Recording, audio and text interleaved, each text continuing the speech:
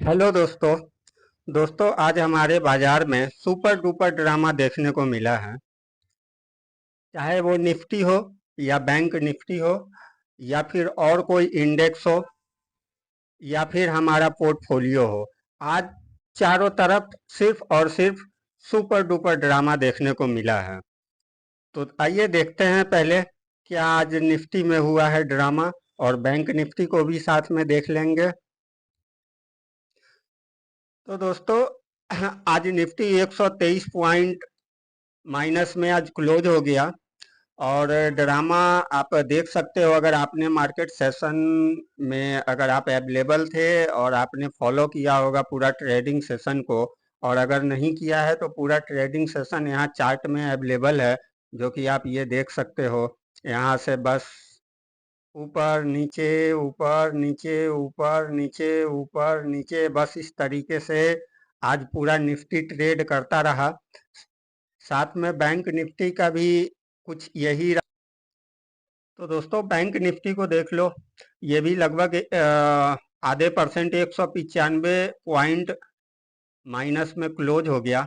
इसमें भी देखो, चार्ट को आप देख लो किस तरीके से आज ये पूरा वोलेटाइल था, काफी वोलेटाइल था।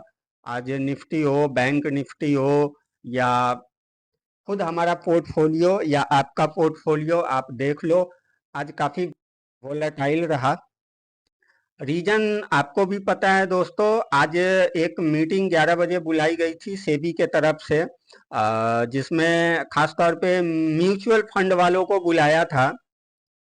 और मेन डिस्कशन का टॉपिक यही था कि जिस तरीके से मार्केट में प्रेशर है, और अगर जिस तरीके से बिकवाली हो रही है उस तरीके से अगर बिकवाली होती है, तो म्यूचुअल फंड से ये पूछा जा रहा था सेबी के द्वारा कि आप लोगों का क्या स्टेटस है। अगर इस तरीके से अगर 25% 40% अगर क्रैश होता है, तो आप लोग क्या, जो इन्वेस्टर है उनका, आप पैसा रिफंड करने के लिए कैपेबल हो या नहीं हो। इस बारे में आज मीटिंग रखी गई थी 11 बजे। तो उसके बारे में भी कुछ अपडेट्स आ चुके हैं, मैं आपको अभी अपडेट बताऊंगा। बट ओवरऑल एक बार इंडेक्स हम लोग देख लेते हैं कि आज अदर इंडेक्स में भी क्या स्थिति रहा। तो निफ्टी तो आपने देख लिया कि आधे परसेंट के गिरावट के साथ क्लोज हो गया है। निफ्टी नेक्स्ट 50 भी देख लो, लगभग 0.25% की गिरावट रहा। निफ्टी 100 200 एंड 500 में भी आप देखो 0.5% की गिरावट रही। मिड कैप 100 में भी देख लो 0.5% की गिरावट के साथ क्लोजिंग दिया है। स्मॉल कैप 100 पॉजिटिव रहा, कुछ ज़्यादा तेजी नहीं था, लेकिन ट्रेडिंग सेशन के दौरान काफ़ी वोलेटाइल था। हालांकि स्मॉल कैप 100 पॉजिटिव में क्लोज हो गया है। उसके अलावा आप स्मॉल 250 देखो, 250 में भी 0.21% का मतलब फ्लैट टू पॉजिटिव क्लोज हुआ है। एक बार माइक्रो कैप को देख लेते हैं। माइक्रो कैप 250 में लगभग 1% तेजी के साथ ये क्लोज हुआ है। बैंक निफ्टी आधे परसेंट के लगभग में गिरावट के साथ क्लोज हुआ है। ऑटो देखो 1.5% गिरावट के साथ क्लोज हुआ है। फाइनेंस को भी देख लो, 0.5% की गिरावट रही। एफएमसीजी बिल्कुल कुछ भी नहीं, ये बिल्कुल फ्लैट रहा। और निफ्टी आईटी को देख लो, आईटी में भी आधे परसेंट की गिरावट रही। मीडिया भी निगेटिव टू फ्लैट है, ये भी। मेटल भी फ्लैट ही रहा। पीएसयू बैंक देख लो, लगभग आधे परसेंट की गिरावट इसमें भी है। प्राइवेट में भी फ्लैट टू निगेटिव रहा, पॉजिटिव में क्लोजिंग तो नहीं हुई है। अदरवाइज ऑयल एंड गैस आज 2% आज टूट गया। ऑयल एंड गैस आज मेनली टूटने का एक रीजन ये भी रहा कि गवर्नमेंट ने पेट्रोल डीजल के प्राइस डाउन करे हैं।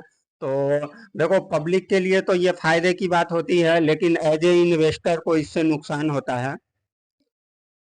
तो दोस्तों ओवरऑल हम लोगों ने जितने भी मेन इंडेक्स है उन सभी को देख लिया है। तो मार्केट के अंदर आज भी प्रेशर ही था, बल्कि काफी प्रेशर था। ये अलग बात है कि शायद आपका पोर्टफोलियो तो आज ट्रेडिंग से जब मार्केट ओपन हुआ तो डेफिनेटली आज सभी का ओपनिंग के समय पोर्टफोलियो बिल्कुल प्लस में था। तकरीबन 1.25 से 1.5% की तेजी मेरे पोर्टफोलियो में भी नजर आ रहा था। लेकिन उसके बाद जैसे ही ट्रेडिंग स्टार्ट हुआ, कुछ देर के बाद ये जिस तरीके से वोलेटाइल था, ये लगभग 1.5% के आसपास माइनस में ट्रेड करता रहा, उसी में फ्लैक्चुएट होता रहा और फाइनली जो मेरा पोर्टफोलियो है निगेटिव में क्लोज नहीं हुआ है, ये कह लो कि फ्लैट टू पॉजिटिव में क्लोज हुआ है। 0.28% का आज का मेरा क्लोजिंग है पॉजिटिव में। तो हो सकता है कुछ इन्वेस्टर के पोर्टफोलियो आज निगेटिव में भी क्लोज हो सकता है, कुछ का पॉजिटिव में भी हो सकता है, क्योंकि ये डिपेंड करता है कि आपके पोर्टफोलियो में किस तरीके का स्टॉक है, ये इस पे डिपेंड करता है। लेकिन आज पोर्टफोलियो लेवल पे ना तो कोई ज्यादा तेजी रही, ना तो कोई ज्यादा गिरावट रही। अब बात कर लेते हैं आज सेबी की मीटिंग के बारे में। तो यहाँ पे एक देखो, जस्ट अभी अभी एक न्यूज आई है, लगभग 3 बजे के आसपास ये न्यूज आई थी और एक्सपेक्टेशन भी यही था कि 3 बजे तक कुछ इसका आउटकम आएगा।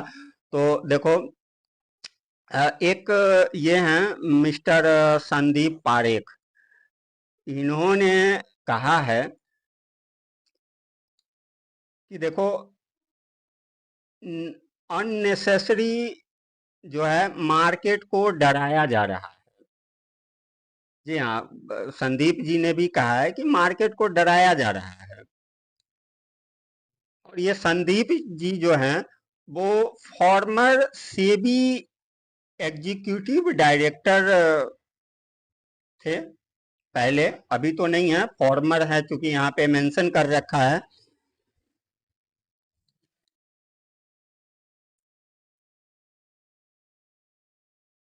The founder of Finserv law adviser and former SEBI ED, इन्होंने कहा है कि देखो मार्केट को अननेसेसरी डराया जा रहा है और कुछ नहीं है।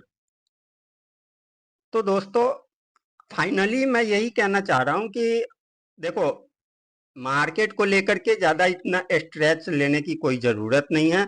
देखो, मार्केट का ये पार्ट है, गिरावट होना, तेजी होना, ये पार्ट ऑफ मार्केट है। ये बात मैं आपको शुरू से कई दिनों से अपने वीडियो में मैं इस बात को कहता आ रहा हूँ, इसलिए ज्यादा स्ट्रेस लेने की कोई जरूरत नहीं है।